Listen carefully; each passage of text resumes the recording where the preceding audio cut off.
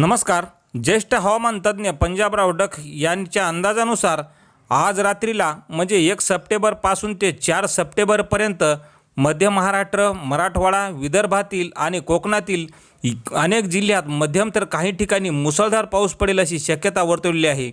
तर प्रामुख्याने यामधील वर्धा, नागपूर, भंडारा, गोंदिया, चंद्रपूर, गडचिरोली, लातूर, बीड, उस्मानाबाद, कोल्हापूर, सोलापूर, सांगली, सातारा, जळगाव, धुळे, नंदुरबार तसेच मुंबई, नाशिक, नगर, पुणे, परभणी, हिंगोली, अमरावती तसेच छत्रपती संभाजीनगर या जिल्ह्यात काही ठिकाणी मध्यम तर काही ठिकाणी जोरदार पाऊस पडेल असा अंदाज आज पंजाबराव डक यांनी वर्तवलेला आहे.